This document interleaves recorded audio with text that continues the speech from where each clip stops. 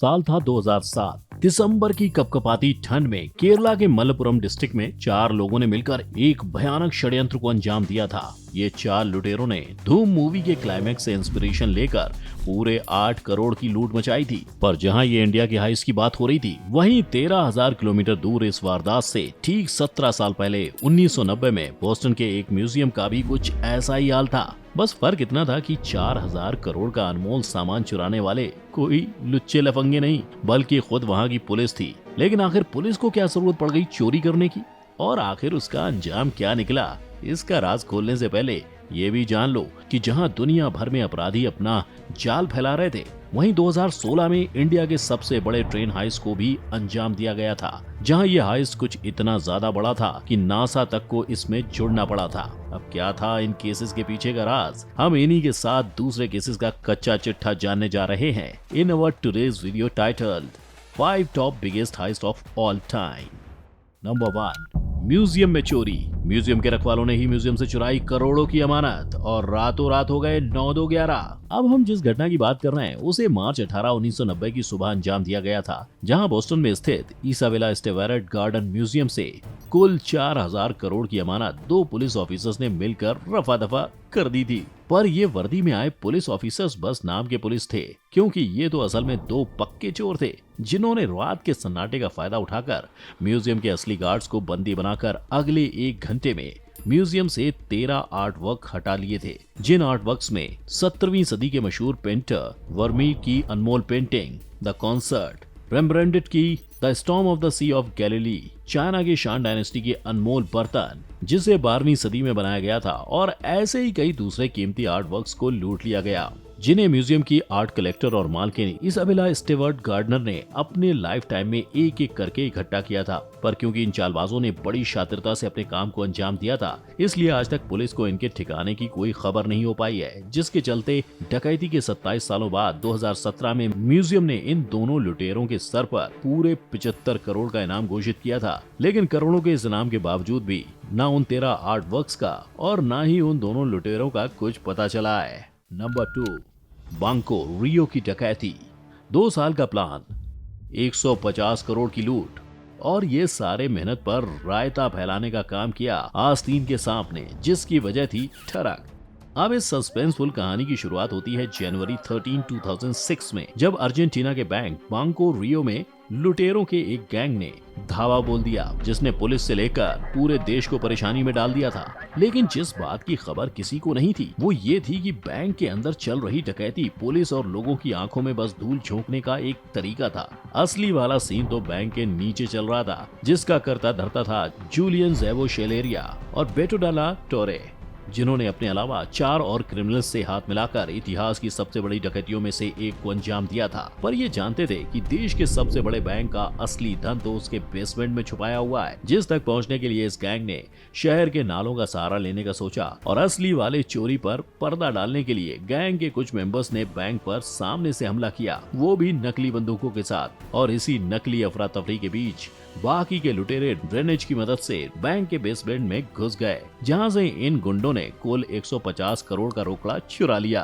और आखिरकार अपने 2 साल के अल्ट्रा केयरफुल प्लान को अंजाम देकर मिनटों में फरार भी हो गए। पर कहानी में ट्विस्ट आना बाकी था। गैंग के एक मेंबर ने अपने काले कारनामों का सच अपनी पत्नी के सामने बक दिया, और क्योंकि पत्नी जी अपने पति के बेवफा होने के राज जान चुकी थी, उसने बदले की आग में हाइस का सारा कच्चा चिट्ठा पुलिस के सामने रख दिया, जिसके चलते एक जन की गद्दारी ने बाकी सबकी बैंड बजा दी। नंबर 3, केरला ग्रामीण बैंक रॉबरी। अब लिस्ट में जिस केस की हम बात करेंगे, उस गैंग ने तो धूम मूवी के जॉन अब्राहम से इंस्पिरेशन ले ली और अपना खुद का मनी हाइस्ट प्लान कर लिया। और ये सस्ता बजट धूम, जो लोगों के लिए काफी महंगा साबित हुआ था, उसको 2007 में केरला के साउथ मालाबार ग्रामीण बैंक में अंजाम दिया गया था, जिसको सच करने के लिए लुटेरों के एक 4 मेंबर के गैंग ने बैंक के बिल्डिंग में ही मौजूद होटल को भाड़े पर ले लिया और वहाँ से अपने पूरे प्लान को एग्जीक्यूट किया। अब ये करने के लिए इन लुटेरों ने एक तोड़ू कवर अप प्लान बनाया, जहां इन लोगों ने होटल के बाहर नकली वाला रिनोवेशन का साइन लगा दिया, ताकि ये चोर जब धूम मूवी की ही तरह होटल की छत पर होल बनाकर बैंक के वॉल्ट तक पहुंचने का रास्ता बनाए, तब ये सारे शोर शराबे पर किसी बाहर के व्यक्ति को शक न जाए। और इस षड्यंत्र को अंजाम देने में ये लुटेरे कामयाब भी हो गए, जहां उन्होंने बैंक की तिजोरी से पूरे 8 किलो का सोना और 50 लाख का रोकड़ा चुराकर इन टोटल 8 करोड़ का माल ऐंठ लिया। पर केरला की पुलिस भी किसी से कम थोड़ी ना है, तभी तो बस 56 दिनों के अंदर पुलिस ने इस डुप्लीकेट धूम गैंग को धर दबोचा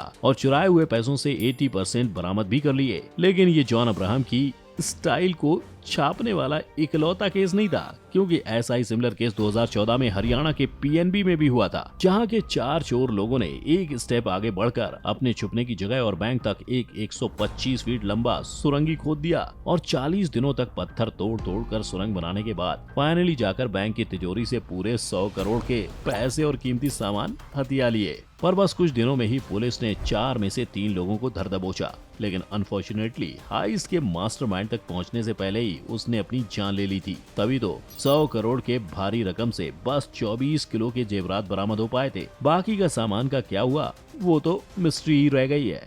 नंबर 4, लुधियाना बैंक हाइस्ट। रक्षक ही बना भक्षक।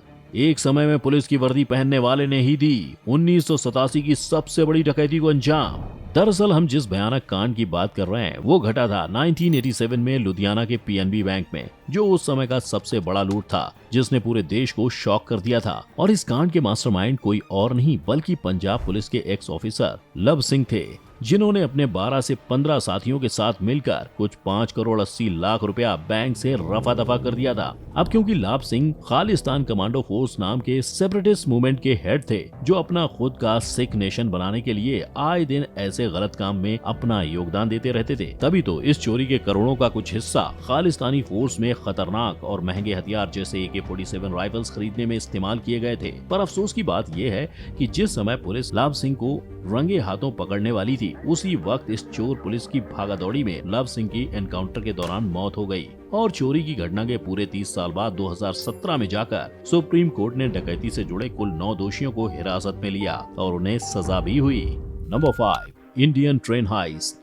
और आखिरकार में आ गई वो घड़ी जहां मैं बताऊंगा कैसे एक इंडियन हाइस्ट जो इतना ज्यादा बड़ा था कि अंत में नासा तक को इसमें जुड़ना पड़ा था। दरअसल ये घटना है सन 2016 की, जब Salem Chennai express train RBI के 325 करोड़ के पुराने नोट्स और उनकी सुरक्षा के लिए बगल वाली बोगी में 18 आर्म्ड पुलिस ऑफिसर्स के साथ सवार होकर निकली थी। और ये ट्रेन 7 घंटों बाद सही सलामत चेन्नई भी पहुंची, जहां सबको ये लग रहा था कि बोगी में रखा पैसा सेफ है। फिर अचानक जब आरबीआई के ऑफिसर्स ने पैसों के बक्सों से भरी बोगी का दरवाजा खोला, तब मानो वहां गड़े सब लोगों के पैर के नीचे की जमीन ही खिसक गई, क्योंकि ट्रेन की छत पर था एक बड़ा सा होल और नीचे पड़े थे 4 खाली बक्से, जिन बक्सों में पूरे 5.78 करोड़ का रोकड़ा उड़नछू हो गया था, जिसको बरामद करने के लिए फिर शुरू हुआ एक घमासान चोर पुलिस का केस, जिसे सॉल्व करने में पूरे 2 साल लग गए। जिस कार्रवाई के दौरान सीसीटीवी कैमरास और 2000 से ज्यादा लोगों की गवाही लेने के बावजूद पुलिस किसी ठोस सबूत को जुटा नहीं पा रही थी। थक हार कर उन्होंने सेल फोन रिकॉर्ड्स को ट्रैक करना शुरू किया